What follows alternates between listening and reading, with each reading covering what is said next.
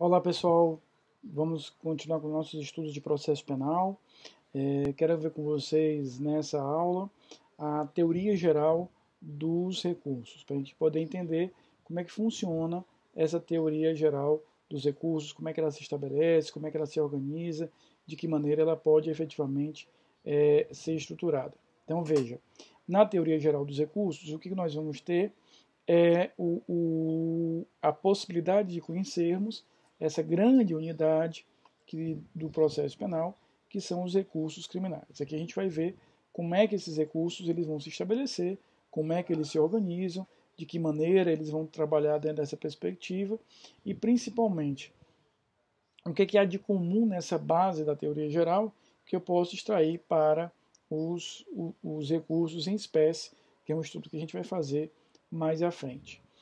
Primeira coisa, eu queria definir com vocês, de forma um pouco mais geral, mas por que, afinal de contas, eu preciso ter recursos? Ou seja, de que maneira eu devo pensar para justificar a existência dos recursos? Por que eu não tenho uma decisão? Essa decisão encerra a história, decide o processo, e aí eu já vou aplicar. Na verdade, são vários motivos que fazem com que eu tenha a possibilidade concreta de chegar a esses recursos. Eu estou falando aqui, por exemplo, de situações onde o que é que eu poderia trazer como elementos para justificar a existência desses recursos. Primeiro, tenho aí a necessidade de reconhecer que, por mais que o Estado juiz, como um ente abstrato, ele não venha a falhar, o indivíduo juiz, no momento que ele se personifica, ele vai falhar. Ou seja, o Estado, enquanto ente abstrato, ele não falharia, ele não erraria. Mas no momento que essa atividade judicial ela é positivada, ela é pessoalizada, melhor dizendo, naquele julgador, naquele magistrado, aí sim ele pode vir efetivamente a equivocar-se. Então, a falibilidade humana que contamina a prestação jurisdicional é um dos motivos.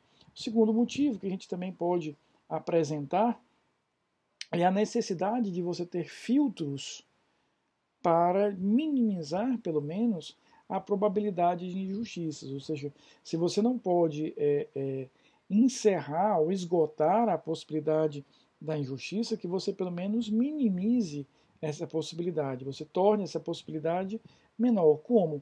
Criando uma espécie de filtragem daquela decisão, onde a decisão de primeiro grau passa por uma filtragem do segundo e vai passar pela filtragem dos tribunais superiores. Essa filtragem vai minimizando, diminuindo a possibilidade de você ter efetivamente injustiças, defeitos, falhas nessa decisão.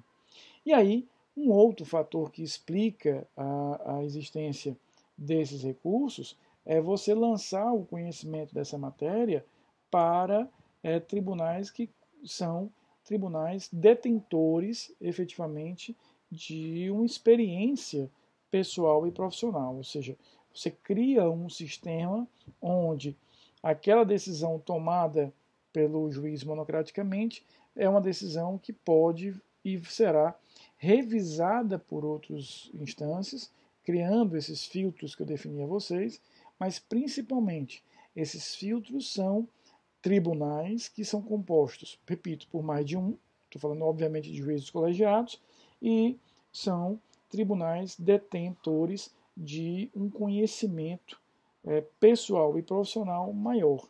Então a ideia é que essa maior experiência pessoal e profissional dos membros do colegiado efetivamente é uma experiência que vai efetivamente levar ou gerar esse tipo de possibilidade de reconhecimento dentro desse cenário de uma maior probabilidade de justiça na decisão. Ou seja, eu crio filtros, esses filtros são compostos por juízes colegiados, aquela história de que duas pessoas pensam melhor do que uma, né? No caso aqui são mais de duas, né? São bem colegiadas realmente, com maior experiência pessoal, com maior experiência profissional, ou seja, quando eu chego a compor um tribunal, quer seja um tribunal de justiça, um TRF, quer seja um tribunal superior, eu tenho ali efetivamente uma carga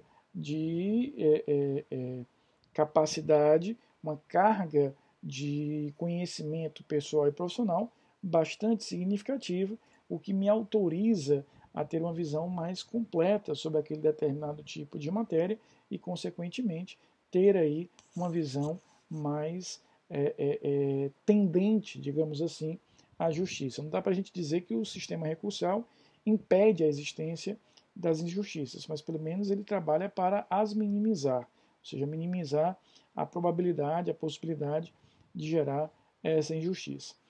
Dentro desse cenário, o que é que nós vamos ter?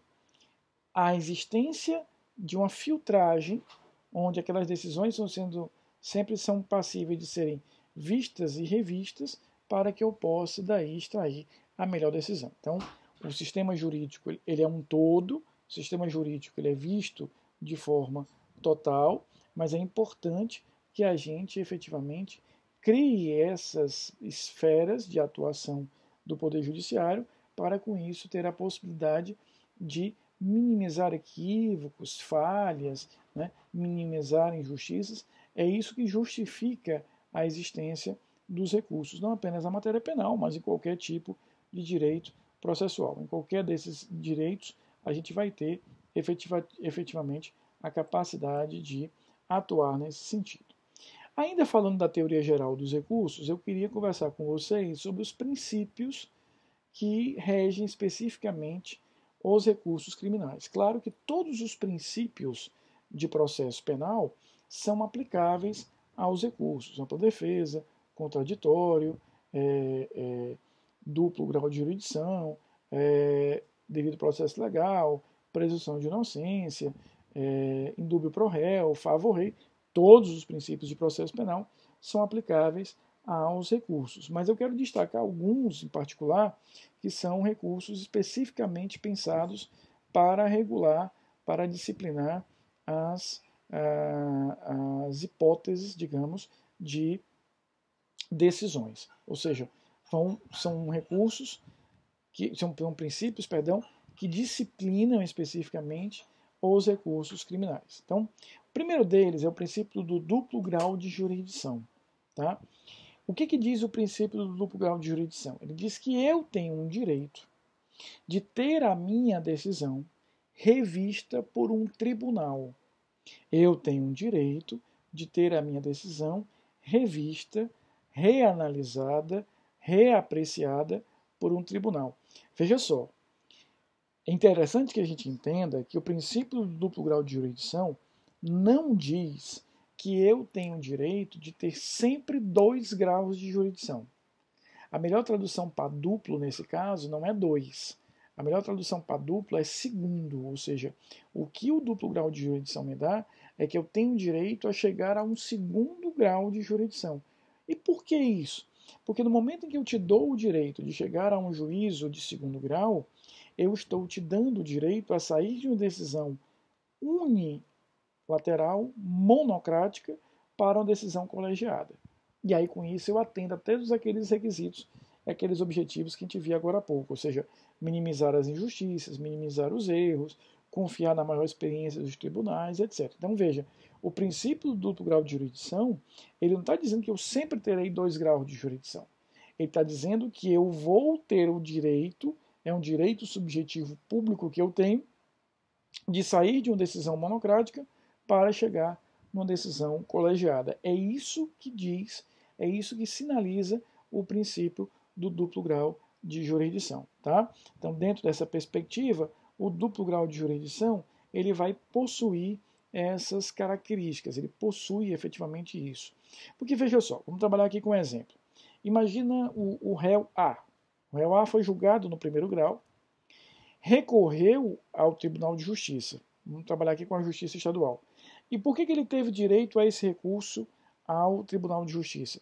Pelo duplo grau de jurisdição, para garantir que a decisão dele não ficasse esgotada, exaurida, numa decisão de um juiz só, monocrático, mas sim que ele tivesse acesso a um juízo colegiado.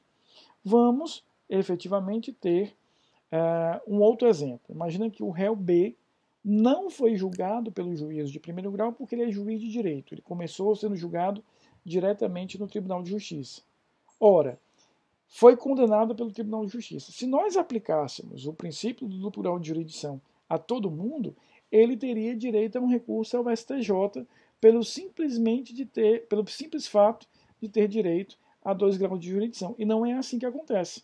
Ele tem o direito a um recurso ao STJ se e somente se ele tiver uma ofensa à norma federal ou uma interpretação equivocada de norma federal, etc. Ou seja, o direito que o réu B, juiz de direito, julgado de uma ação penal originária no tribunal, tem ao STJ de acesso, é o mesmo direito do réu A, que foi julgado em grau de recurso pelo tribunal. Por quê? Porque o duplo grau de jurisdição não me dá 2 graus, ele me dá acesso ao 2º grau. Ou seja, ele está me garantindo que eu tenha aí condições de ver a minha decisão revista pelo 2º grau. Tá? Então, o princípio do duplo grau de jurisdição está longe de ser um princípio absoluto, porque ele simplesmente te dá direito ao 2º grau de apreciação. Um outro princípio ainda sobre os recursos, que é interessante a gente lembrar, é o princípio da vedação a reformatio impégios. Esse princípio diz o seguinte: se daquela decisão, né, não há recurso da acusação, portanto, se transitou em julgado para a acusação, se o recurso foi só da defesa, essa decisão não pode ficar pior do que está. Ela não pode ser reformada para prejudicar. Então, se eu percebo que houve um recurso só da defesa, aplica-se o princípio da vedação a reformatio impégios. Então, imagina, por exemplo, que o crime pegue um crime cuja pena é de 4 a 10 anos. O réu foi julgado e condenado a uma pena de 8 anos. Claro que as duas partes podem recorrer. A acusação pode recorrer querendo que a pena chegue a 10 e a defesa pode recorrer buscando aí uma absolvição ou mesmo uma diminuição de pena. É dado às partes, ambas as partes, o direito a recurso. Qualquer delas vai ter direito, efetivamente, a recorrer. Agora, quando o recurso for só da defesa, ou seja, quando a acusação não recorreu, ou não recorreu porque não quis, ou recorreu fora do prazo, ou por algum motivo não teve conhecido aquele recurso, a gente passa a ter um obstáculo. Essa pena não pode ficar pior. O regime de pena não pode ficar pior. Então, o princípio da vedação a reformatio impégios diz que se o recurso for exclusivamente da defesa, se não há recurso da acusação, se transitou em julgado para a acusação essa matéria, não há como piorar a situação do réu. O réu não ficará pior na sua situação. Estou falando aqui situação em relação à pena, estou falando em relação ao próprio regime de pena. Tá? Um outro princípio que também nós precisamos lembrar é o princípio da vedação à revisão criminal pro societá. Ele diz que, quando transitar em julgado definitivamente a matéria, aquela ação que rescindiria essa coisa julgada, que é a ação de revisão criminal, ela é exclusiva da defesa. O legislador aqui fez uma escolha. Ele optou e disse, olha, eu poderia permitir as duas partes, o legislador processual civil faz isso lá na ação rescisória, eu poderia permitir que a acusação, por exemplo, mesmo depois do trânsito em julgado, rescindisse aquela determinada decisão, mas eu entendo que não. Eu entendo que eu tenho que privilegiar a defesa, somente a defesa vai ter direito a esse recurso. Só a defesa vai ter direito a essa ação. Então, a ação de revisão criminal, tecnicamente, ela não é um recurso, ela é uma ação, ela é entregue apenas à defesa. Daí porque a gente vai falar de princípio da vedação à revisão criminal pro societá. Tá? Ou seja, veda-se, proíbe-se a revisão criminal a favor da acusação. Aqui a gente vai ter sempre aquela dicotomia, sociedade e réu. O que beneficia um prejudica o outro. Então, quando eu falo em revisão criminal pro societá, significa dizer que ela é contra o réu. Ela vai afastar aí o réu diante disso. Então, vimos o princípio do duplo grau de jurisdição, o princípio da vedação à reformatio impégios, o princípio da vedação à revisão criminal. Eu queria destacar mais dois: o princípio da unirrecorribilidade e o princípio da fungibilidade. O princípio da unirrecorribilidade diz que, se a decisão for recorrível, porque a gente vai ver no estudo dos princípios em espécie, dos recursos em espécie, que nem todas as decisões são recorríveis, mas uma vez sendo recorrível, essa decisão será recorrível com base num único recurso. Tá? Então, a princípio, em sendo recorrível, caberá um único recurso. Nós vamos ter a oportunidade de estudar juntos que, em alguns casos, em alguns cenários, é possível, em situações extremas, que eu utilize o habeas corpus ou o mandado de segurança para atacar aquela decisão. Mas isso faz com que a gente continue tendo apenas um recurso. Por quê? Porque, veja só, vamos classificar quando a gente fala de recurso, é importante que a gente divida em duas categorias: recursos e o que nós vamos chamar de ações de impugnação genéricas ou autônomas. Aqui eu estou falando de habeas corpus e mandado de segurança. Então, eu tenho aqui os recursos e as ações de impugnação genérica ou autônoma. Então, diante disso, a gente vai ter efetivamente a possibilidade de, algumas vezes, usar um recurso. Por exemplo, eu uso um recurso como agravo de execução, mas em alguns casos eu também posso usar um habeas corpus. Isso não ofende o princípio da unirrecorribilidade, porque continua sendo cabível apenas um recurso. O que eu vou usar aqui também é apenas uma ação. Eu estou usando apenas uma ação dita ação de impugnação genérica ou autônoma. Eu trabalho primeiro, efetivamente, com o recurso. Então, a regra qual é? Em sendo recorrível, que se admita apenas um determinado recurso. Tá? Interessante a gente falar também do princípio da fungibilidade. Ele é inventado, né, pela teoria geral do processo, trabalhado pela teoria geral do processo, e ele é trabalhado da mesma forma que a gente vai trabalhar no processo civil. Ou seja, eu usei efetivamente um recurso errado, equivocado. Eu deveria ter usado o recurso A, usei o recurso B. O princípio da fungibilidade diz que eu posso aproveitar esse recurso B em relação àquele caso. Então, o recurso correto seria o A. Mas eu interpus contra aquela decisão o recurso B. Interpus o recurso equivocado, interpus o recurso errado. Preenchidas as duas condições, eu posso efetivamente usar e validar aquele recurso errado. Ou seja, eu conhecerei o recurso errado porque eu vou entender que, primeiro, o réu agiu de boa fé, ou a acusação agiu de boa fé, ou seja, a parte agiu de boa fé. Então, para que eu aplique a fungibilidade, eu tenho que ter dois requisitos. Primeiro deles, o recorrente, que manejou o recurso errado quando deveria ter manejado manejou outro. Para que o recurso errado seja conhecido, tem que existir a ideia de que ele agiu de boa fé. Boa fé será materializada como efetivamente o prazo. Eu observei o prazo corretamente. Então veja, o prazo do recurso errado era 5 dias. O recurso certo também tinha um prazo de 5 dias. Então eu tenho aí uma boa fé presumida. Eu não me utilizei de um outro recurso porque eu tinha perdido o prazo anterior. Eu ainda estava no prazo do recurso certo. E o segundo requisito é que exista uma dúvida fundada. Tem que existir realmente uma dúvida ali. Podia caber um ou outro, em alguns casos eu admito aquele outro. O que é que não pode haver? Uma dúvida grosseira, um erro grosseiro, um erro crasso. Então, se eu percebo que você apresentou, então imagina só, um promotor de uma vara especializada só em júri que usa errado o recurso contra a decisão do júri. Esse não dá para aplicar a fungibilidade, porque o erro aqui é um erro grosseiro, um erro tosco. Então, para que eu use a fungibilidade, eu tenho que ter esses dois elementos. Tem que existir a boa-fé, e eu vou presumir a boa-fé com a questão da tempestividade do prazo, e tem que existir efetivamente um erro, uma dúvida, uma faixa cinzenta, digamos assim, de interpretação daqueles recursos que justifique o uso de um pelo outro. Não pode haver um erro grosseiro, um erro tosco em relação a isso. Tá bom? Nós vamos seguir em outras aulas ainda com a teoria geral dos recursos.